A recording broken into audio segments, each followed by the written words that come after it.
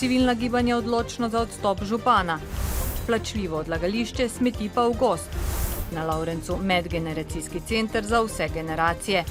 Pričeli so se 20. jezernikovi dnevi. Lepo pozdravljeni. Če župan Kidričevega Anton Leskovar in občinski svet v 14 dneh ne ugodijo dvem zahtevam civilnih pobud, zahtevajo njihov odstop oziroma razpustitev. V kraju jih, kot smo že poročali, motijo predvsem visoke položnice za kanalščino, ki naj bi se po sklepu občinskega sveta znižale skoraj za polovico, in nova lokacija železniške postaje Cirkovce želijo jo obdržati na zdajšnji lokaciji. Da se to uredi, sta ultimata županu. Civilne iniciative Kidričevega so včeraj na Komisijo za preprečevanje korupcije poslale prijavo zoper župana. Očitajo mu, da naj bi deloval v korist podjetnika Danila Medveda, in sicer tako, da bi železniško postajo gradili na Medvedovem zemljišču, za kar bi slednji dobil lepo odškodnino. Da je sicer njegovo podjetje propadlo in bi ga prodaja zemljišč rešila finančne krize. Nagovarja tudi ostale lokalne podjetnike še naprej, da se morajo vendarle držati skupaj in da bo tako dobil od prodaje zemljišča 250 000 evrov. Jaz kot župan in tudi občinski svet imamo čisto vest in delamo v skladu z zakonodajo. In lahko predajo prijavo kamor hočejo, še kamor druge, ne samo na korupcijsko komisijo, in ne bojo čisto nič našli. Krajane razburjajo tudi visoke položnice za kanalščino, zato zahtevajo tudi ukinitev pristojnega javnega podjetja Vzdrževanje in gradnje.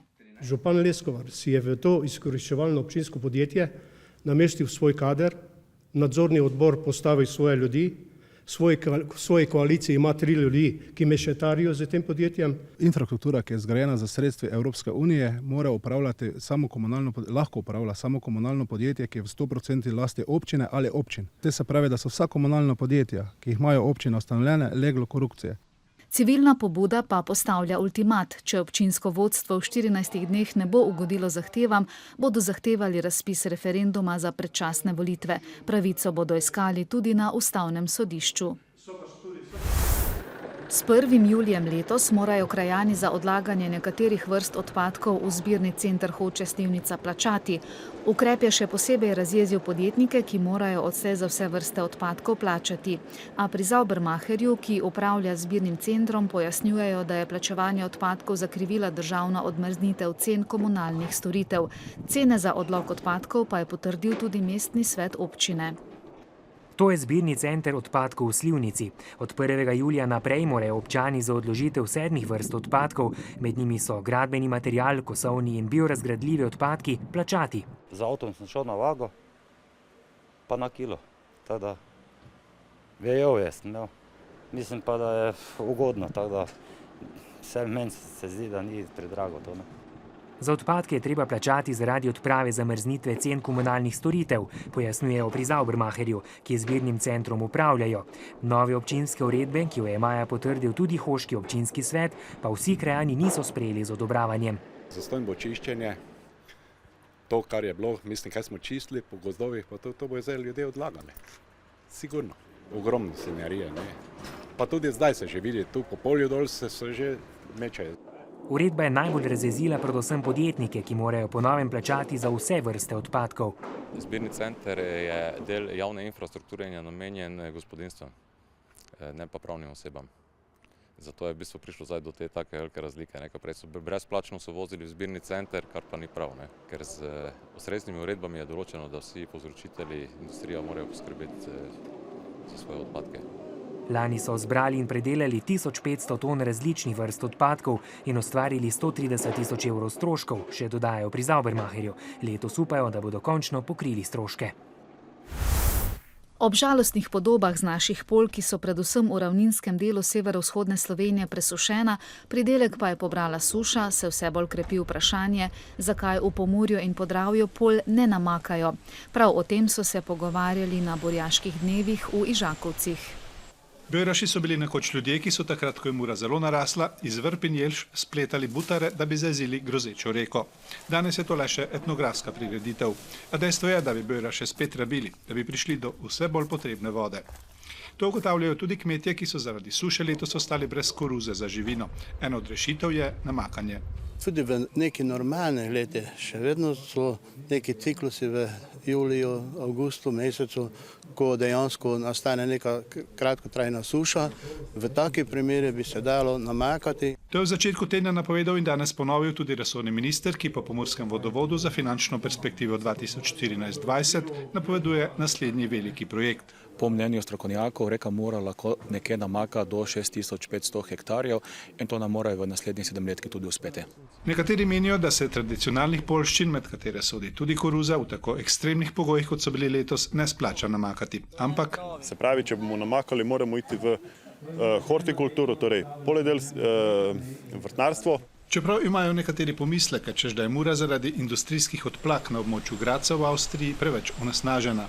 Plemenite ribe v Muri so umrle, to so najbolj odporne in tudi, ko jo odpreš, je znotraj umazana. Riba je umazana, to pomeni, da voda ni zdrava. Zato, tako Sraka, bi morali pred udejanjenjem dragega namakalnega projekta pripraviti podrobno analizo o neoporečnosti vode iz reke Mure.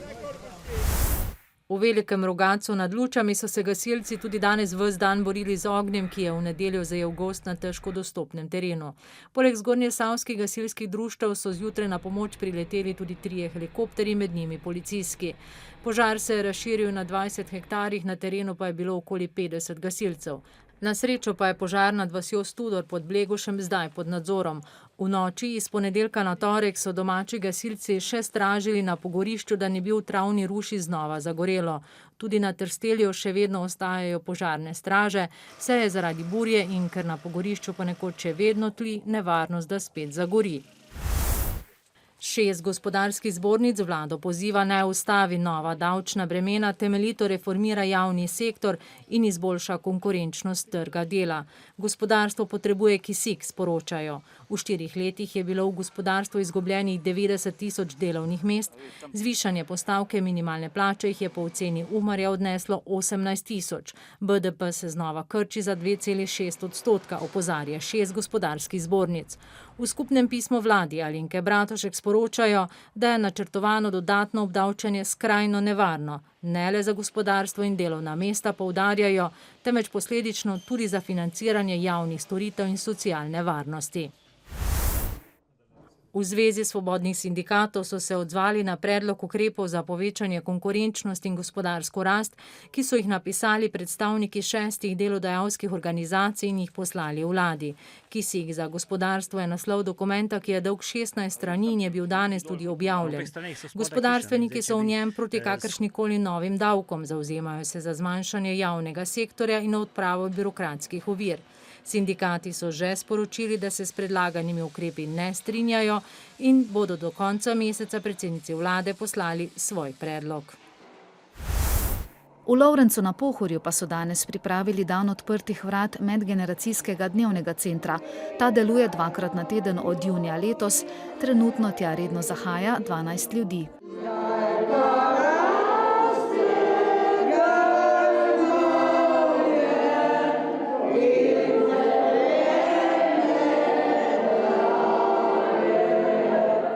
Sama živim, pa sem včasih sedela cele ure, kaj veš, če si sam nimaš kaj tako početi. Ko sem pa tu prišla, mi je pa zelo lepo. Te pa, če to gor prideš, pa eno vidiš, pa drugega vidiš, pa se malo nasmejiš, pa zapojema se za Slavko, pa tak je pač to duhovno življenje. Tudi vi prispevate, igrate na harmoniko? Ja, tudi, če bo ime rabili, jaz bom tudi prišel, pa bomo zapeli, je malo bolj izpopolnjeno in to, tako da se fajn imamo v glavnem, super je. Dnevni center vodi društvo Zavetje. Poleg aktivnejšega preživljanja časa starostnikom pomagajo pri običajnih opravilih, nakupih v trgovini, obisku zdravnika. Njihovo dejavnost financira občina in država. Vedno bolj je potrebna tovrstna skrb za starejše, da se s svojimi vrstniki pogovorijo o težavah, ki jih tarajo, o spominih na stare čase in še kaj, kar oni želijo in potrebujejo. Meni to prinaša veliko zadovoljstvo, da so ljudje srečni, da se družijo, da niso na starost sami. Tokrat so prvič praznovali rojstni dan enega izmed udeležencev. Zdaj pa lahko pihnete torto. Evo, bravo! Poleg praznovanj in družabnih iger v Lovrencu najraje kartajo, pa so organizirali še izlet na bližnjo Roglo. Z Lovrenško nedeljo in skupinskim pohodom na Lovrenška jezera so se pričeli 20. jezernikovi dnevi v Lovrencu na Pohorju. Društva in posamezniki se predstavljajo z domačimi umetnostnimi in obrtnimi izdelki. Vokalna skupina Ars pripravlja glasbene večere z gosti. Vrstijo se rekreacijske, športne in druge lovrenške prireditve. Najbolj pristne lovrenške prireditve so že tradicionalne. To je pohod na Lovrenška jezera, jezernikova gostilna, potem vleka vrvih, ki se udeležujejo že ekipe iz cele Slovenije, pa športne prireditve, kot je horuk na Klopni vrh, tek na Klopni vrh, kolesarjenje na Klopni vrh, tako da je kar pestra izbira za vse, ki se udeležijo naših jezernikovih dni. Več kot 30 v glavnem brezplačnih prireditev pripravljajo domačini. Jezernikovi dnevi so priložnost druženja in aktivnega preživljanja poletnih dni.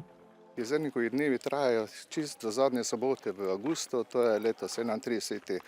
avgust, kjer zaključimo z občinsko proslavo, to se pravi občinskim praznikom. Obiskovalcem, pohodnikom in tistim, ki v Pohorsko dolino zaidejo zaradi pregovorno zdravilne klime, jezernikovi dnevi odpirajo vrata, da se tukaj srečajo tudi z bogato zgodovino kraja, ki svoje začetke piše od leta 1091, z mitskimi legendami, kot je jezernik, in ustvarjalnimi ljudmi.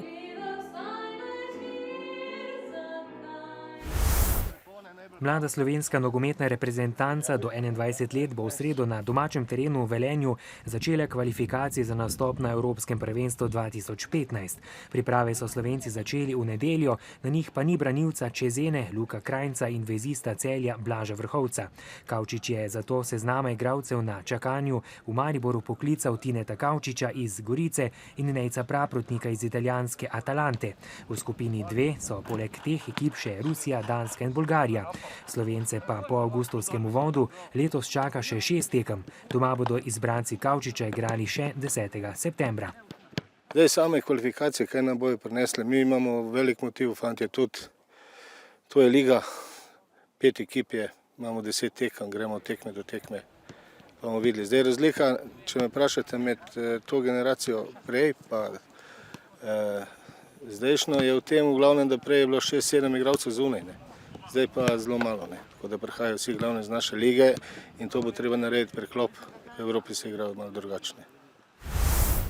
London zaradi poostrenega nadzora nad vozili na skupni meji z Gibraltarjem proučuje pravne možnosti proti Španiji. Madrid na drugi strani razmišlja, da bi spor in vprašanje Gibraltarja prenesel pred Združene narode. Proti Gibraltarju so medtem zaplule britanske vojne ladje, ki so na poti na vojaške vaje. Razlog za najnovejši spor med Španijo in Gibraltarjem je umetni greben, ki ga je zgradil Gibraltar uradno z namenom zaščititi biotsko raznovrstnost, neuradno pa preprečiti plovbo španskih ribiških ladij v bližini britanskega ozemlja. Španija trdi, da greben ovira njene ribiče. Na Japonskem, ki jo je zajel vročinski val, so včeraj namerili rekordnih 41 stopinj Celzija. Vročina je minuli konec tedna v državi terjala najmanj 9 življenj. Oblasti so izdale opozorilo pred vročinom in ljudem naročile, da zaužijo dovolj tekočine in uporabljajo klimatske naprave. Vročinski val je že minuli mesec v državi terjal najmanj 12 življenj.